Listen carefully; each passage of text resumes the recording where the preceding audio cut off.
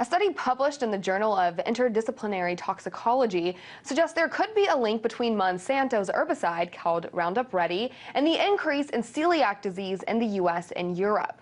Celiac disease is an autoimmune disorder where the ingestion of gluten products like wheat leads to damage of the small intestine. The authors of the study propose that glyphosate, the active ingredient in herbicide Roundup, is the most important causal factor in this epidemic.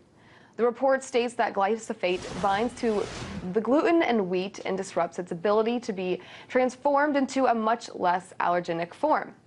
This can cause long-term problems such as infertility, birth defects, and increased risk of non-Hodgkin's lymphoma. However, the study also states that this proposal has not been proven, and further studies of the significance of glyphosate residue in food and water need to be done.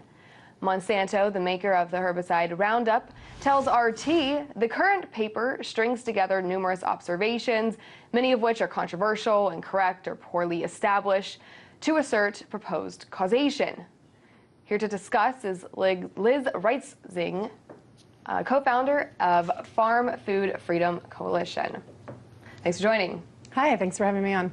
So can we draw a conclusion between this study here, between Roundup and celiac? Well, I think this study does offer some important questions that need to be looked at, but as the researchers in the study say, it's not conclusive. Let's look into it more. Let's get some actual on-the-ground research going on this issue and see if we can answer some of the questions that they brought up in this conglomeration of research. Well, the study does point out that fish that are exposed to glyphosate, they show symptoms that are similar to celiac disease. So do we have any idea of how harmful glyphosate is? Well, we do have an idea of how harmful glyphosate is because of other studies that have been done on it. The implication on the fish there, with the fish, it was much higher levels than what we're getting in our food from that. Mm-hmm. So it is important to look at this, look at it more, and do some of the research, do it on other animals, and get some long-term studies done on the glyphosate and the effect that they have. This is really important, the long-term studies. Now, Roundup is used on GMO crops, and the Celiac Disease Foundation has stated that there has been no scientific evidence put forward for a GMO celiac disease link.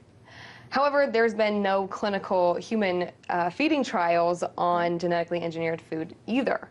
So does this study create any advances in finding out the effects of GMOs on humans? Well, standing alone, it does not. And I don't think the authors intended it to stand alone. They want to see more studies done on this.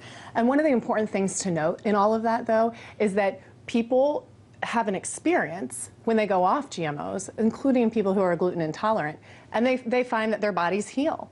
And one of the most important things that we're looking at right now is that often consumers have no way of knowing if GMOs are in their food or not because there's no label on genetically modified ingredients. And this is one tiny solution we could take to give consumers, just the average consumers, the information they need to empower them to make the choices that they need for their own diets.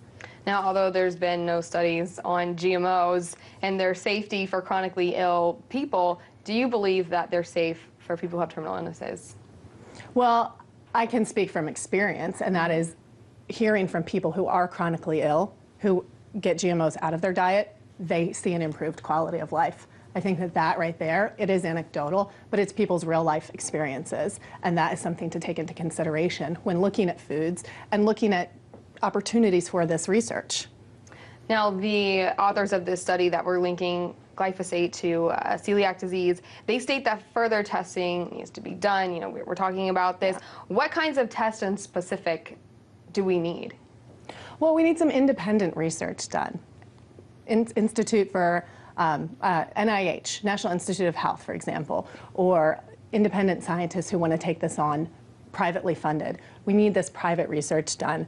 The research coming out of the industry, it's giving somewhat biased results in favor of the product that they're selling. No surprise there. And we also need long-term scientific research done on this. We're getting short-term studies. We're not getting a lot of the long-term ones done. So you don't think there should be any public funds in these tests, these studies? Well, if there's an opportunity for that, I think all of these studies put another piece into the puzzle, and we can look at the data. But I think that one of the most important things that we do need is privately funded research on this, because it takes some of the bias out of the whole equation. But if you also have privately funded research, could those private institutions hold the results from the public? Well, I suppose they could, but it would be another piece of the puzzle. Have any scientists or groups started these additional tests? I mean, where are we in the testing phase? It's really tough in the testing phase because, for example, if we're looking at genetically modified organisms, Monsanto holds patent on a lot of these seeds and the technology, and so it's difficult to do outside studies. So right now, most of the studies are coming from inside the industry. And again, we're missing so much information because we don't know what's in our food right now. So because they have patents on the seeds, other organizations are not allowed to use them to do studies on them, and the That's FDA, right. who might have access to them, isn't doing it. That's right. Okay. So this was Liz Reitzig, the co-founder of Farm Food Freedom Coalition.